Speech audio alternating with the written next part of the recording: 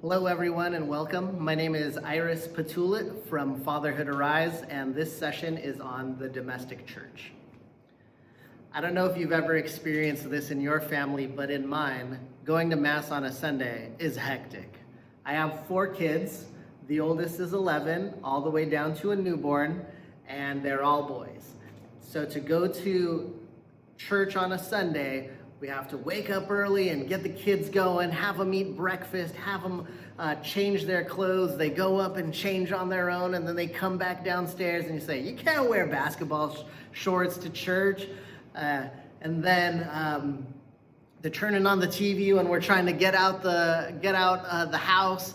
And sure enough, someone punches another one, and then there's crying, and there's yelling, and there's fighting, and here I am driving my way to church. And I turn around and I say, hey, you guys be quiet back there. And I start yelling, and I feel stressed out, and my kids feel stressed out, and my wife's stressed out. And I think, are we defeating the purpose of what we're trying to do as we're trying to go to church and build up our family in the faith? Why is it so stressful? Well, today in this session, we're going to talk about building the domestic church and being the domestic church. And hopefully in doing so, we're going to relieve some of that pain. And maybe it's still going to be there, but we can look at things in a different way. There's this great document called Lumen Gentium, and in it, it says, the Christian home is the place where children receive the first proclamation of faith. For this reason, the family home is called the domestic church, a community of grace and prayer, a school of human virtue and of Christian charity. Our homes are the first places that our families will experience the faith. And so they should be seeing virtues and charity and prayer and grace. And that's the model that we want to build, that what we should be seeing out of the larger church, our mother church, should be seen in our homes. You know, this is not unfamiliar for the first Christians. In the Gospels, we see that many people would come to hear Jesus speak. He would preach on a hillside, and many men and women and children would show up. We know that there were children there. He would say, let the children come to me.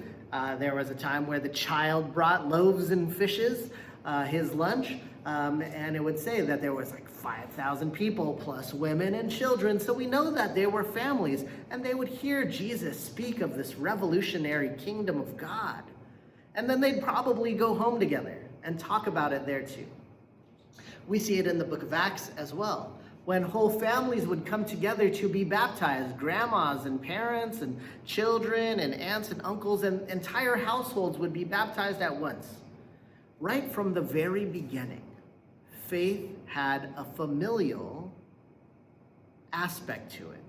And so we want to return to those roots and say, where in our homes can we experience the faith and be the domestic church?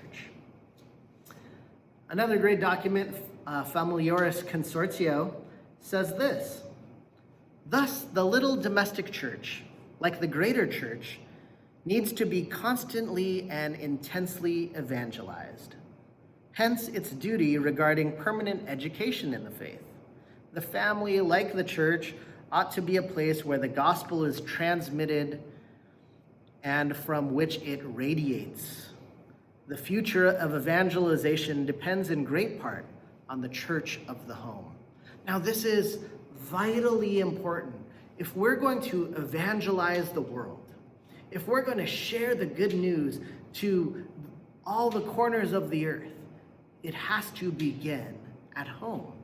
And just like our mother church, our families need constant evangelization.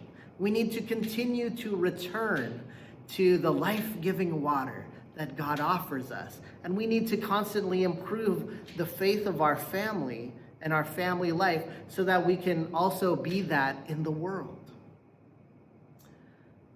It's so important for our faith in this world that is in desperate need. And maybe we can see it acutely in our families, that our families too need this life-giving water to be the domestic church.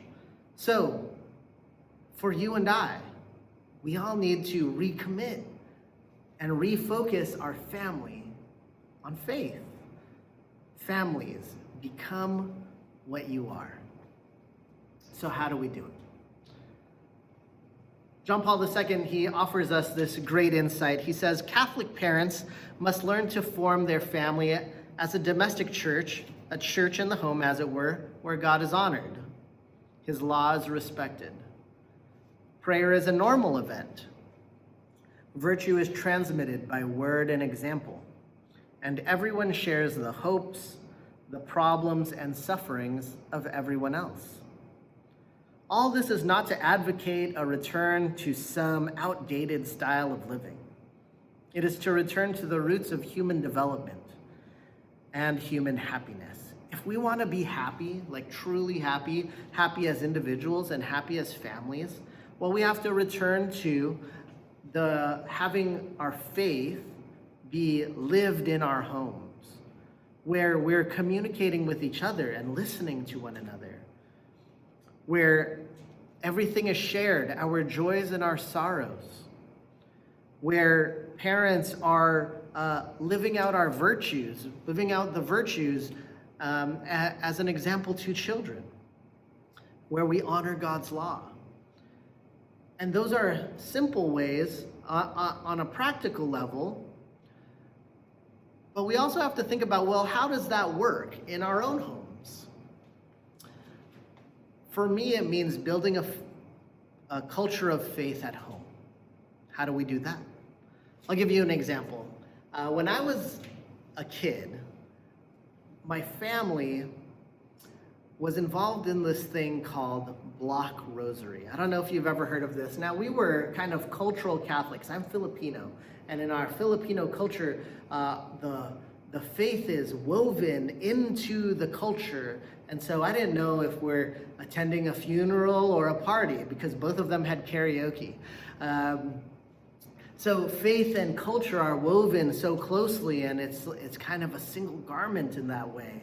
And I remember my family belonged to this thing called the Block Rosary. And what would happen is there would be one day a week, or on a Saturday, someone would knock on the door and they would bring over a statue of Mary. It was Our Lady of Fatima.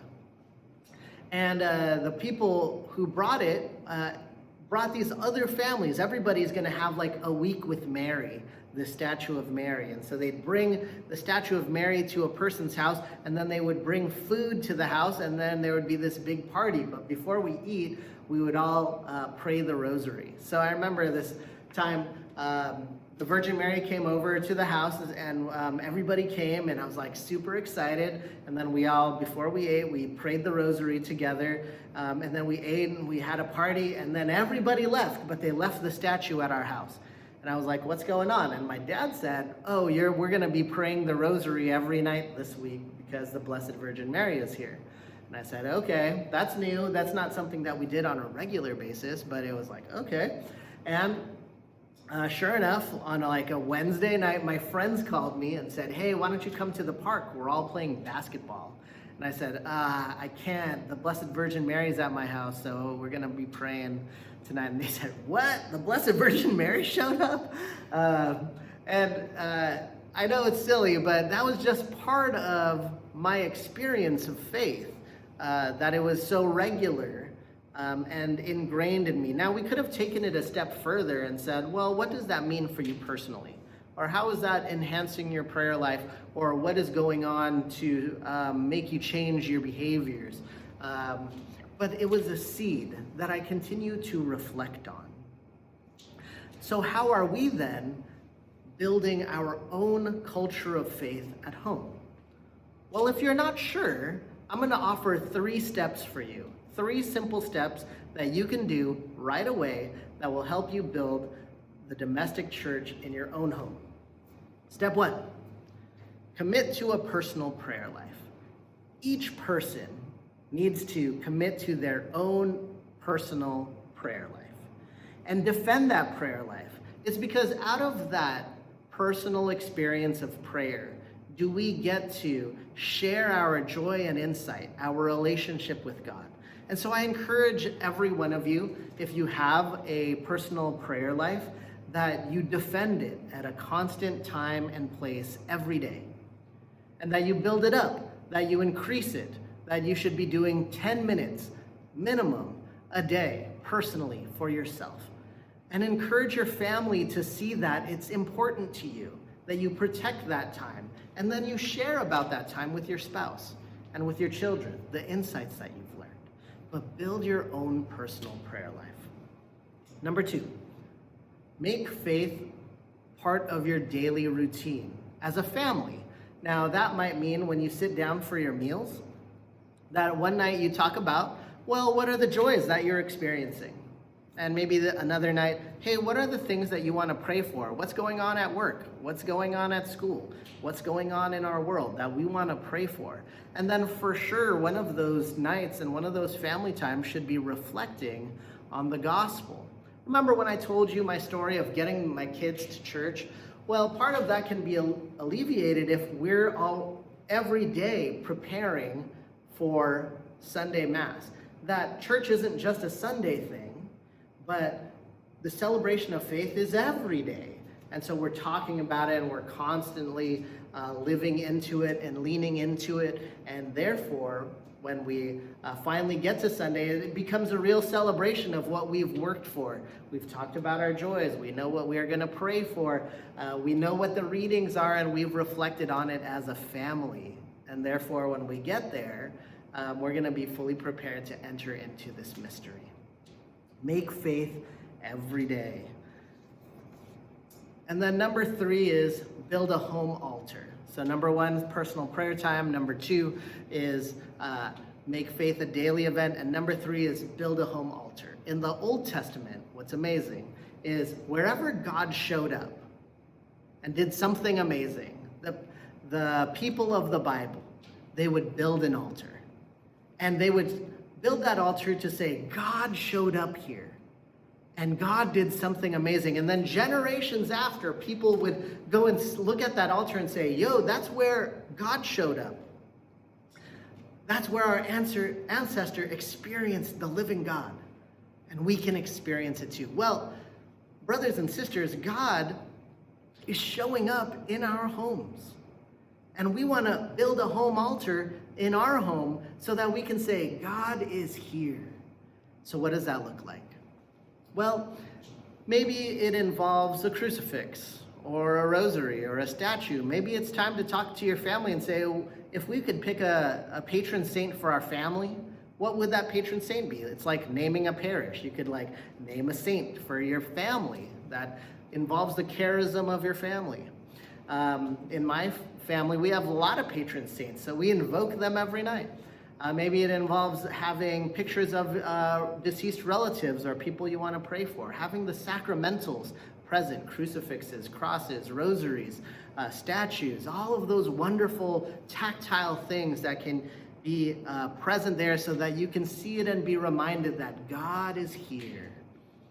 And then put it in a place of prominence in your home, somewhere that everyone will see it every day, that they could kind of touch it on their way out. Or cross themselves before they leave or when they return, and put something special there when there's something special to celebrate. And then when we do that, then we're saying, I'm making faith a prominent part of my home, of my domestic church. Now, if that seems difficult, I want to leave you with this quote from Amoris Laetitia and Pope Francis, and he says this: I thank God that many families, which are far from considering themselves perfect, live in love, fulfill their calling, and keep moving forward, even if they fall many times along the way. The Synod's reflections show us that there is no stereotype of the ideal family, but rather a challenging mosaic made up of many different realities, all of which have their joys, hopes, and problems. In this mosaic that is the Catholic faith and the Catholic family, There's not one stereotype of one way to do it perfectly. But I pray that no matter what your family situation is, no matter what it looks like, with its joys and sorrows and the ways that you fall and get back up, that you know that when we love and when we fulfill our calling and we keep moving forward, then we're fulfilling God's great call to us to be the domestic church. And as we do that, we are going to evangelize the world. If you need more resources, I encourage you to check out Called to Rise. That's my website, calledtorise.org, and fatherhoodarise.com. Fatherhoodarise.com for many resources to help you build the domestic church at home. May God bless you. Thank you.